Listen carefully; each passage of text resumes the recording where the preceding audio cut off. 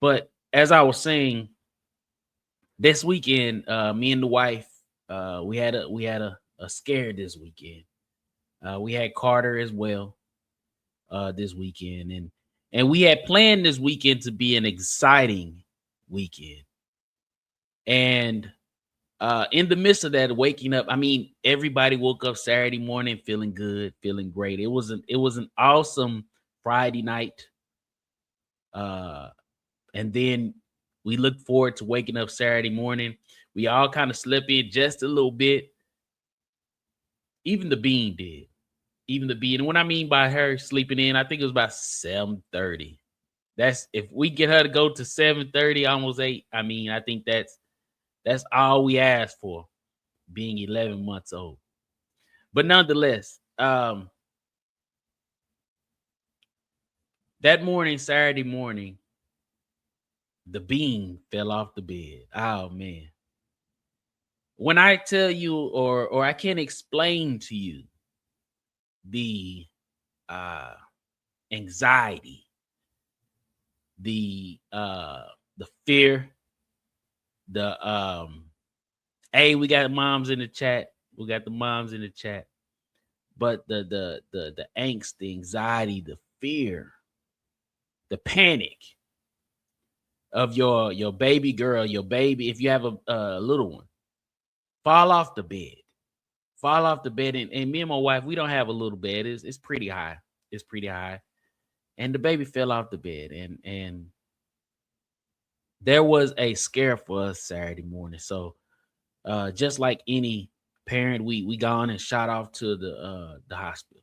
Because she had a knot on her face and she was just crying, and she wouldn't stop crying for some time. And we just wanted to make sure she was okay. Her being 11 months, man, it was a scary moment. It was a very scary moment for us. And the outcome is all glory to God. She's perfectly fine. She does have a little knot. I don't know if it changed colors today, but as it's healing, it goes to those scary moments. And my wife in the chat, as y'all can see, she said very scary. It was very scary. But nonetheless, I mean, Carter was there, helping us out, being very patient because he's a kid, 10 at the hospital for hours, but he was very patient. And then once we got to go, that the bean was fine. Now, granted, she wasn't acting any kind of different way. She was still being herself. But our responsibility is to definitely check and make sure she's fine. So all that cleared up and we did well. I just wanted to give y'all that quick scare. That was our exciting moment, if that be the word, exciting moment for Saturday. How was everybody else's weekend outside of that? I kind of, took y'all up the hill, just say, okay, now how was yours? How was yours? But it was a weekend indeed. And I haven't seen you guys since Thursday. So, but nonetheless, I don't want to tarry too long. We like to get right into our thought on We Live. Y'all saw the topic. Don't be afraid. Don't be afraid.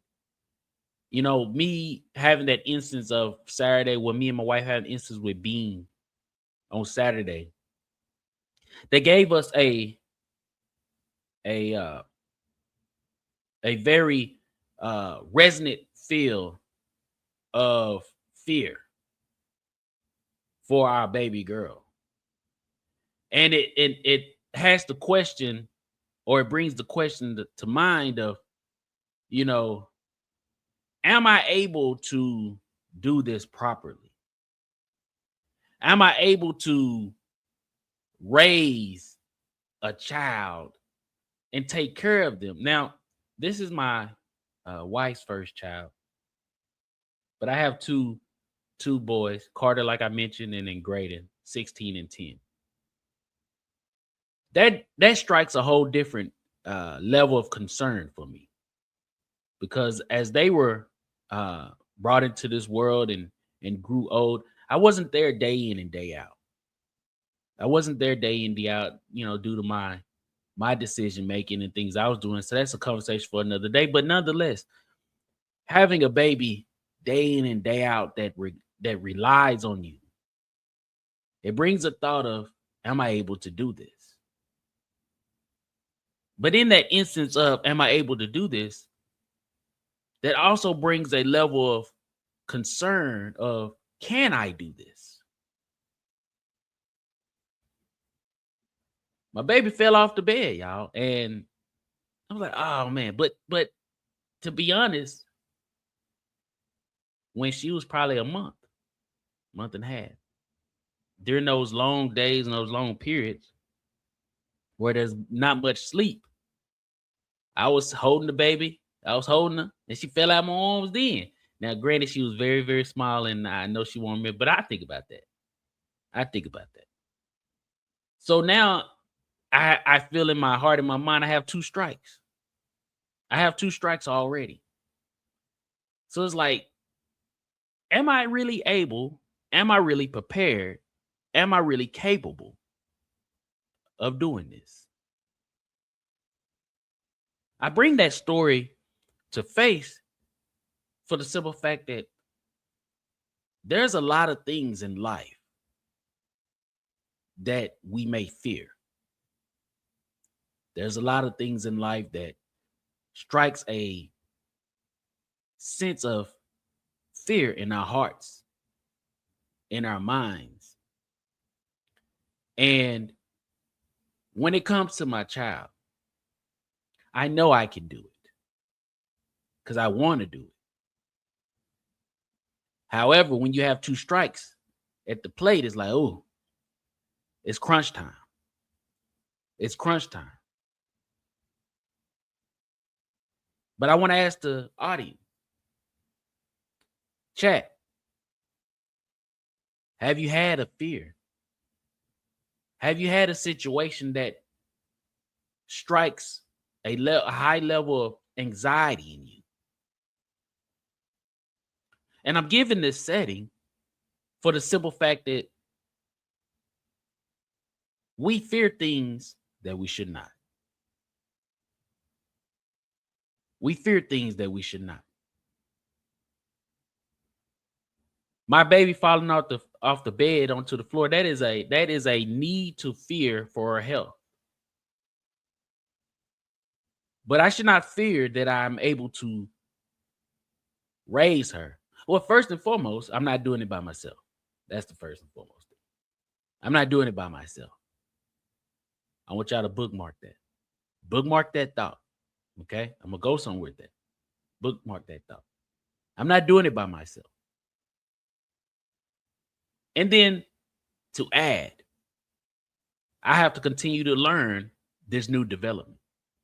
I have to learn this new stage of raising a baby that moves, that is able to move, that wants to go where mama and dad go. She wants to be around.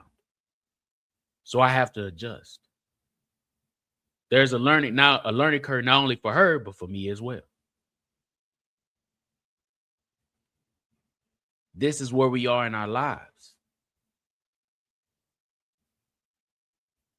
You have the same situations, whether it be on your job, whether it be in your family, whether it be with your finances, whether it be with whatever situation you're dealing with.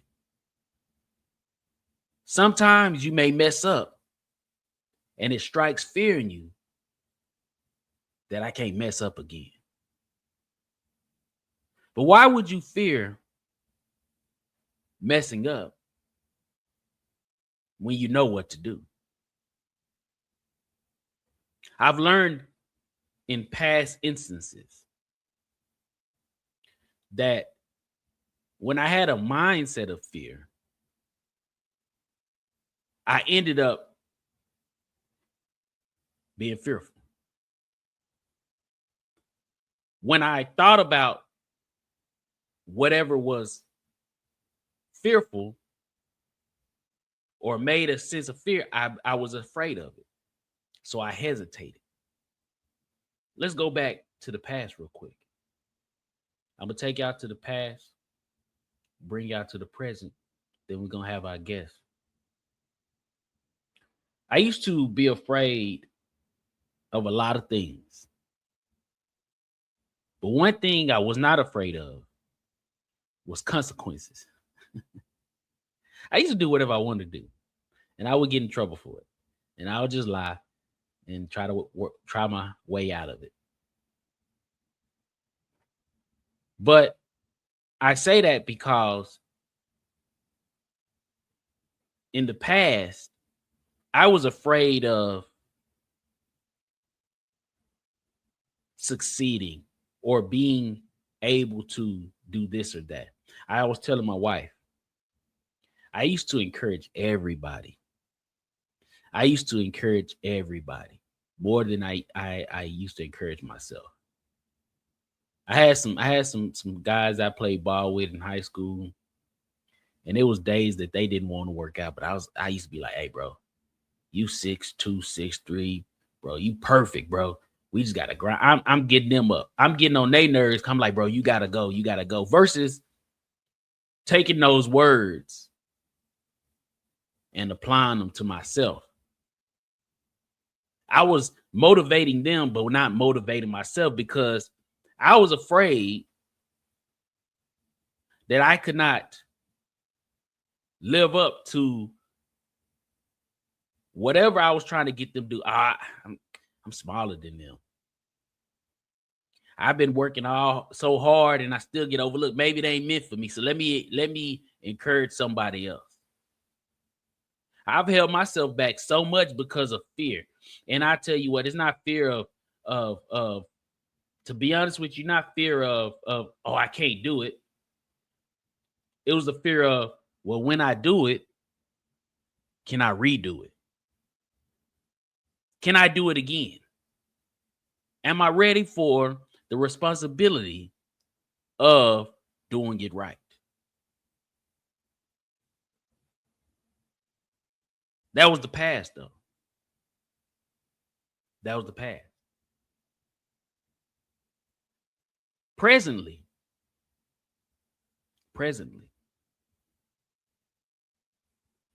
the fear I have now is, what do I do with it? What do I do with it? I have no thought that I can do it. I know that for sure. But what do I do with it?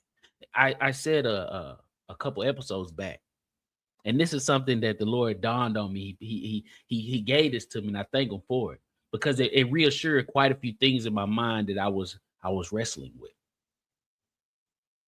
I told you I was a jack of all trades. Man, I've always been good at a lot of stuff, but not great at anything. I had no specification. Just good at a lot of stuff. I could put in the sink. I could put in the toilet. I could change tires. I could change oil. I can wash dishes. I can cook a little bit. I can iron. I can do all these random things. I can hang stuff. I've done so much with my hands in life. Vast spectrum. Good at a lot of stuff. But no specification. And in my spirit and prayer. And in the chat, and if you watch this on replay, you can respond and let me know if you disagree or agree. In the chat, though, I mean, in my spirit and conversation and prayer, God told me, he was like, think about the kings in the past. They have the round table. They have elite swordsmen. You name one king that was a better fighter than all the elite swordsmen. Okay. They had people to account for their money. Just because you're not the best at it does not mean that you're not qualified for it. Just because you're not the best at it does not mean you're not qualified for it. See, versus mean to be thinking of a jack of all trades and not have any specifications. Kings are good at everything. but they may not be the best at it.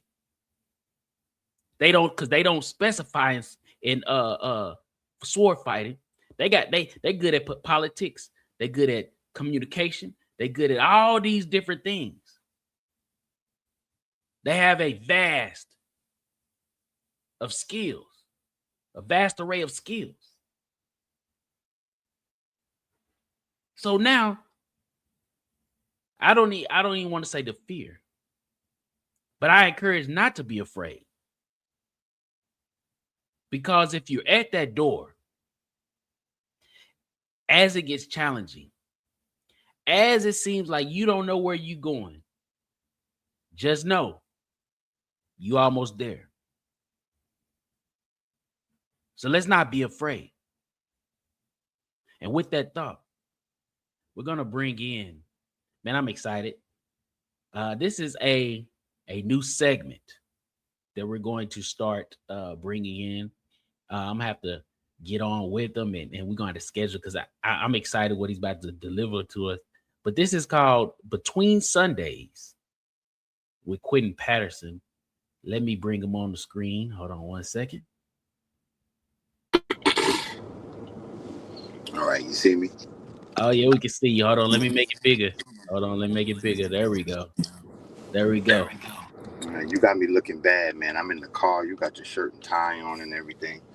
It's all right, man. It's all right. I was prepared for it. I caught you off guard on this one. I appreciate that. Thanks for making me look bad. I appreciate it. Yes, sir. Yes, sir. But you know the topic for tonight, Quinton. Introduce yourself to the audience and give us your thought on it. I'll mute myself and just let you go. And I may have a question or two afterwards. All right. All right. Sounds good.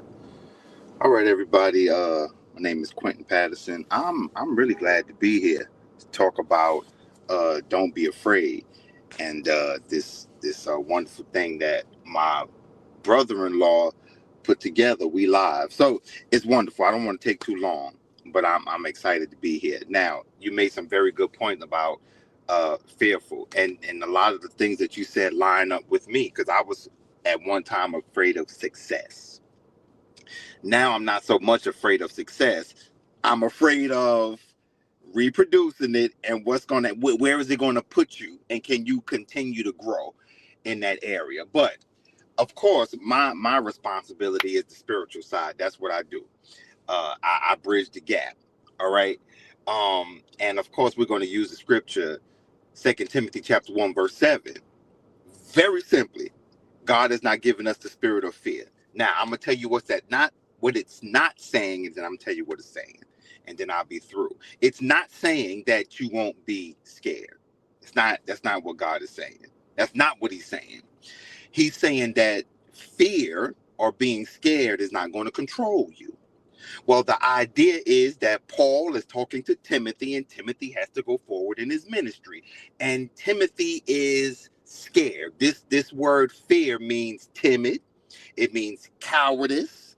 It means fearful of future events. And this is where Timothy was. So Paul has to encourage Timothy that the spirit you have is like a soldier. This is the idea, the picture that is being painted, that you're like a soldier. All right. A soldier knows that they're going to go out there and fight. They're going to get banged up. They may get shot. Their life may even be taken, but they run into the battle and they take whatever comes. That's what Paul is talking to Timothy about. You know, you have the courage of a soldier. You don't know what's ahead. You don't know what's going to happen. You take caution, but not too cautious, right? I remember Jim Rohn said that. Be cautious, but not too cautious. Well, what does that mean? That means if you're cautious in driving, that's good because you're watching. You're making sure everything is the way it should be. You're watching the car. You're watching alongside you. You're watching ahead. You're looking at the lights. You're looking at the intersection. That's good. That's good. Be cautious, but not too cautious. Because if you're too cautious, you won't even start the car and pull out the driveway. So it's all right to be fearful. It's all right to be a little worried about what's going on into the future, but you're a soldier. You're going to get your tools for battle. And you jump right in, but prepare yourself to be able to handle what's going to come in the future. You know, I already know that you can handle what's going to happen in the future. Then I'm done. I already know, because you know why? Because there's things that happened in the past that equip you for what's going to happen again. Because I guarantee you'll see it again and you'll be able to identify it and you will know how to handle it. So that's my message. I like it. I like it. With that, you know, I see that you have that New York Yankees hat on. That's a fact. You already know the vibe, baby. Okay. We out here. We outside. I'm gonna wear my Knicks ones next week. Well, I just want you to know, and not to change the subject on the fear, but I know that the New York Giants are in fear of Week 1 against the Dallas Cowboys. So I'm not even gonna hold you. That's a fact, because I'm scared of that. There we go. At least we putting it out there. Everyone, like I said, this is Quinton Patterson, my brother-in-law. He'll be on between Sundays. That'll be his time slot. We're going to finalize and sign some paperwork with him and get him to do this more regularly. Get them all squared away, man. We appreciate you, Quinton. Y'all be safe out there, and we'll pick this up on the next episode. Sounds good. I appreciate it. Thank you so much. All right now. Like I said, y'all, that was Quinton, and I'm so thankful that we were able to bring that segment into the show. Yeah.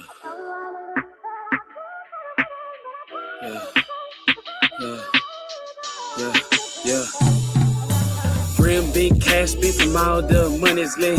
I'm addicted to the grind, so like a sixth sense. Started out lack of confidence, I confess. Lord forgive me, I repent, I was made for this. Pray for every line, so that I can transcript. Feel every bar, then I let the handprint. Trying to go home, got me swinging for the fence. Wanna bring the team along, so my soul I invest. Real big cash spent from all the money's lit.